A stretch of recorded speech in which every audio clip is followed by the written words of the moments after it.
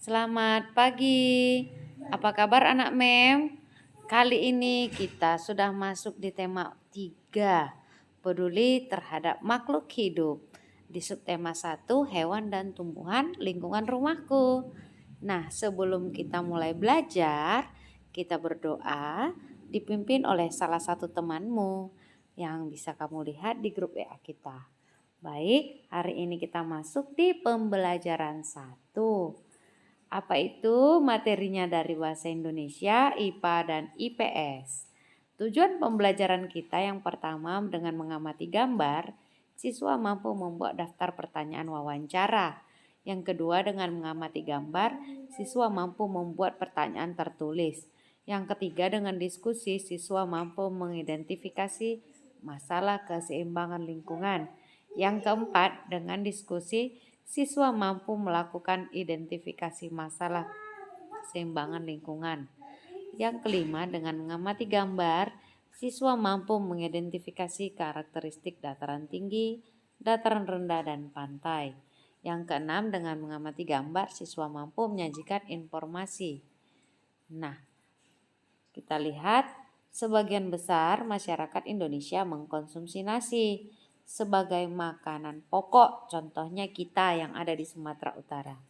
Apakah kamu tahu bahwa nasi berasal dari beras dan beras berasal dari padi?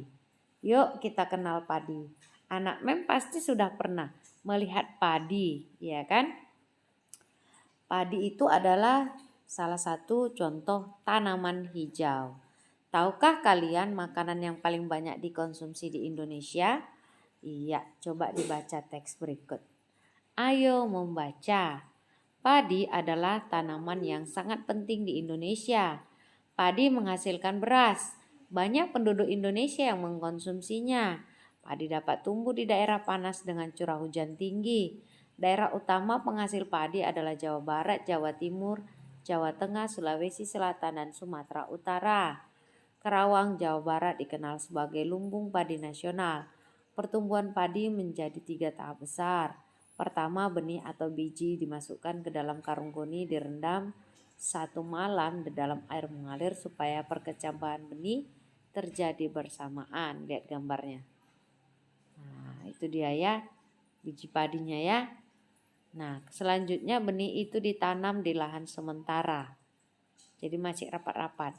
Biji yang telah siap dipindah tanamkan ke sawah. Tahap pertumbuhan padi berlangsung antara 110 hari hingga 130 hari. Setelah panen padi, gabah ditumbuk dengan lesung atau digiling sehingga sekam atau kulit padi terlepas dari isinya. Bagian isi inilah yang berwarna putih. Ada yang kemerahan, ada yang keunguan, bahkan ada yang hitam yang disebut beras. Kalau yang berwarna ungu atau hitam itu biasanya pulut ya nak.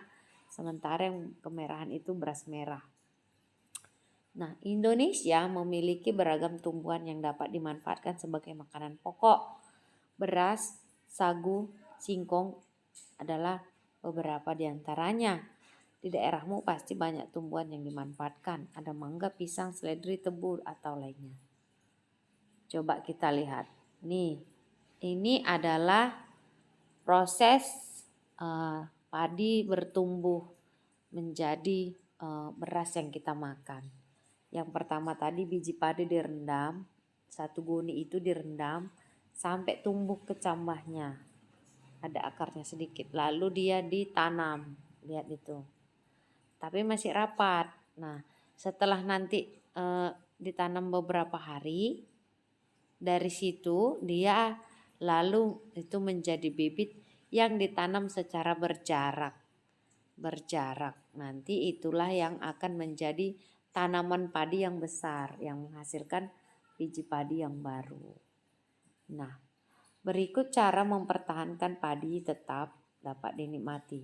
Yang pertama, menjaga agar dapat ditanam kembali bibitnya. Yang kedua, menjaga lahan pertanian. Jangan sampai digunakan untuk kebutuhan lain, misalnya mendirikan bangunan. Kalau persawahan tetap dijaga ya nak. Kemudian yang ketiga, menjaga kebersihan lingkungan. Sampah itu bisa menyebabkan banjir, maka tanaman tidak bisa tumbuh subur.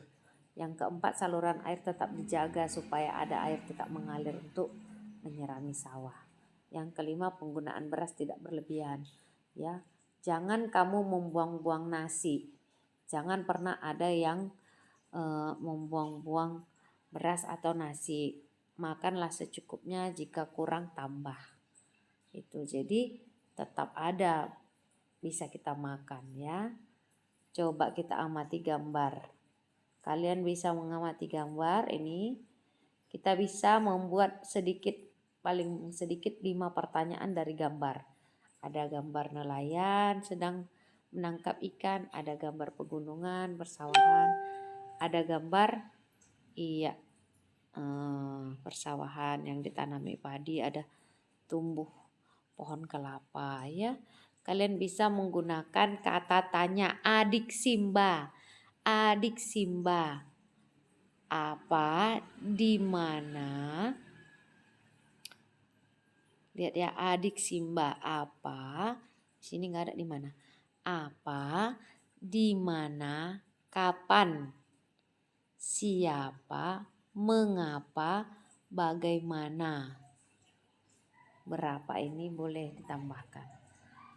Apa, di mana, kapan, adik ya. Simba, siapa, mengapa, bagaimana. Kita lihat, ini IPS, ada beberapa jenis daerah alam kita dibagi atas beberapa, yaitu pantai, dataran tinggi, dataran rendah ya, pegunungan. Nah, pantai itu daerah yang berbatasan dengan laut. Pantai itu ada yang landai, ada yang terjal. Kalau landai biasanya kita bisa digunakan untuk mandi-mandi, objek wisata. Kalau landai artinya tidak dalam. Kalau terjal dia batas lautnya itu langsung dalam, jadi nggak bisa kita main-main di situ. Kemudian dataran tinggi itu permukaannya 500 meter di atas permukaan laut, di atas permukaan laut. Ya, biasanya tempat wisata bisa digunakan atau daerah perkebunan. Ya, seperti di Brastagi. Dataran rendah, permukaan yang daerah ketinggiannya kurang dari 200 meter.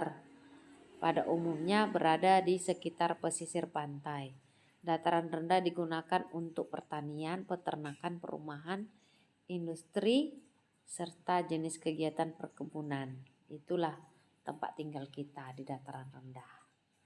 Nah, sampai di sini dulu materi kita. Boleh anak mencatat, dibaca kembali, dikerjakan tugasnya dengan baik. Salam sehat selalu, tetap semangat. Dah.